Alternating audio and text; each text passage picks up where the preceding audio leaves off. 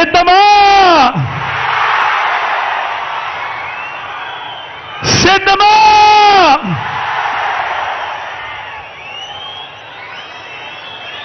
మరో చారిత్రక విజయాన్ని అందుకునేందుకు మీరంతా సిద్ధమేనా?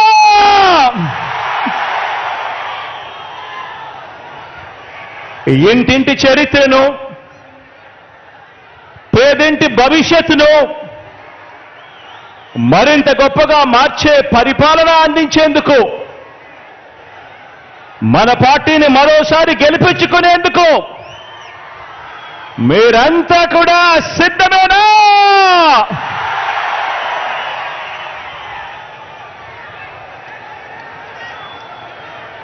పేదల భవిష్యత్తుని,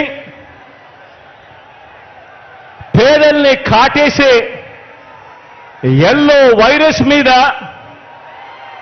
కనిపిస్తా ఉన్న కరోనా లాంటి ఆ దుష్ట చతుష్టయం మీద యుద్ధానికి, ఓ మహా సంగ్రామానికి నా కుటుంబ సభ్యులైన నా ప్రతి అక్క, ప్రతి చెల్లెమ్మ,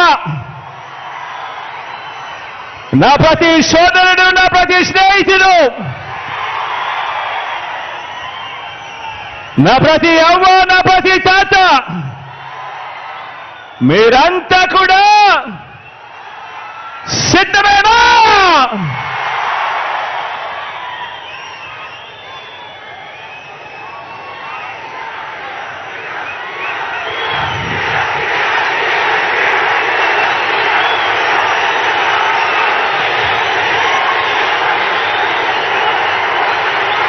రామాయణము, మహాభారతము,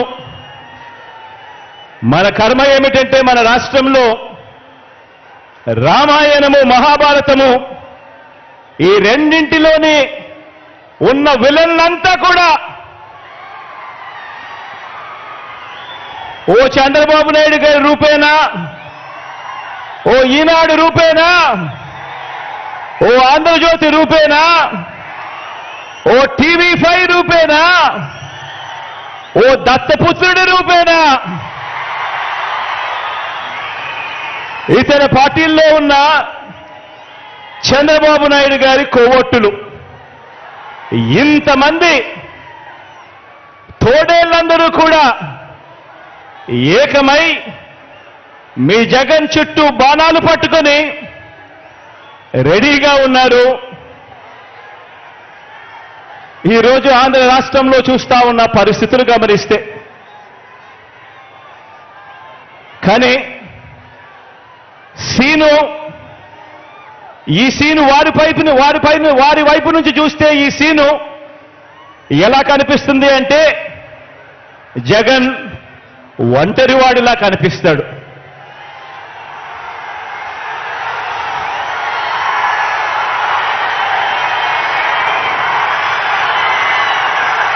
వాళ్ళ వైపు నుంచి చూసినప్పుడు ఇంతమంది తోడేళ్ల మధ్యన జగన్ ఒంటరివాడి మాదిరిగానే కనిపిస్తాడు. కానీ నిజమేమిటి అనంటే ఇక్కడ కనిపిస్తా ఉన్నదే నిజం.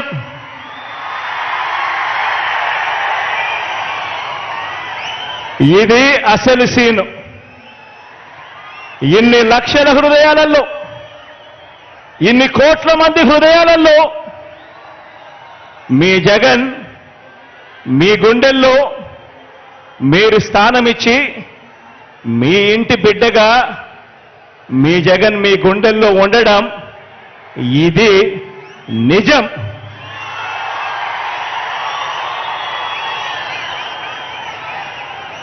జగన్ ఏనాడు ఒంటరి కాదు.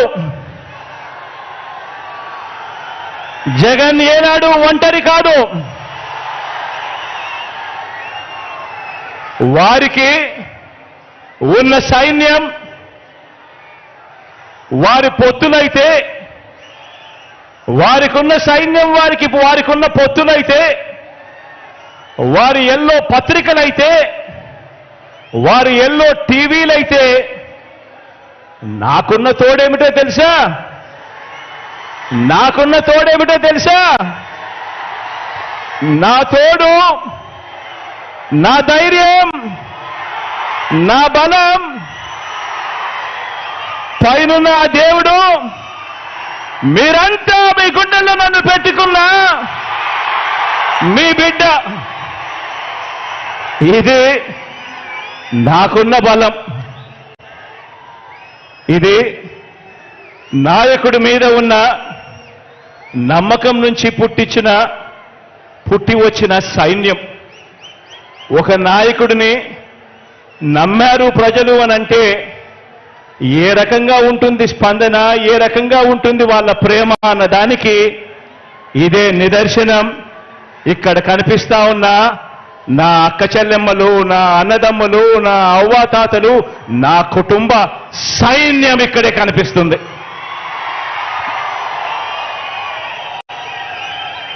జరగబోయే ఎన్నికల రణక్షేత్రంలో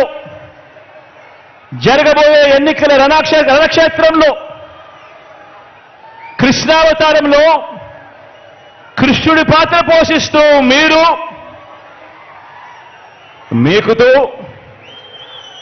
కృష్ణుడి పాత్ర పోషిస్తే, అర్జునుడిని నేను